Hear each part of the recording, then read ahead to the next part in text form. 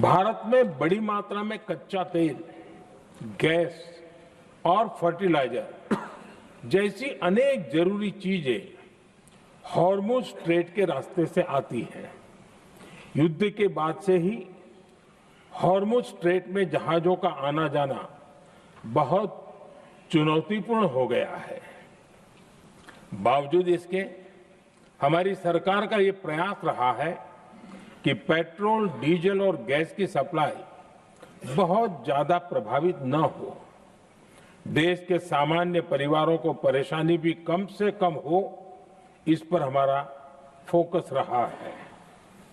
हम सभी जानते हैं, देश अपनी जरूरत की 60% एलपीजी आयात करता है।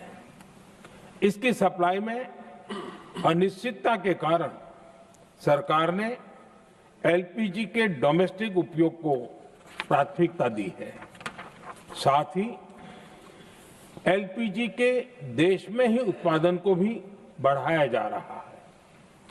पेट्रोल, डीजल की सप्लाई पूरे देश में सुचारू रूप से होती रहे, इस पर भी लगातार काम किया गया है। डिप्लोमेसी की बात है, भारत की भूमिका स्पष्ट है।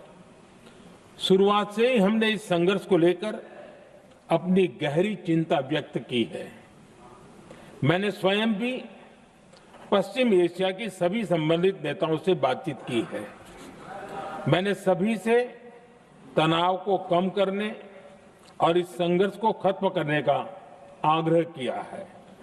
भारत ने नागरिकों, एनर्जी और ट्रांसपोर्ट से जुड़े इंफ्रास्ट्रक्चर पर हमलों का विरोध किया है। कमर्शियल जहाजों पर हमला और हॉर्मुज स्ट्रेट जैसे अंतर्राष्ट्रीय जलमार्ग में रुकावट अस्वीकार्य है। भारत डिप्लोमेसी के जरिए युद्ध के इस माहौल में भी भारतीय जहाजों के सुरक्षित आवागमन के लिए निरंतर प्रयास कर रहा है।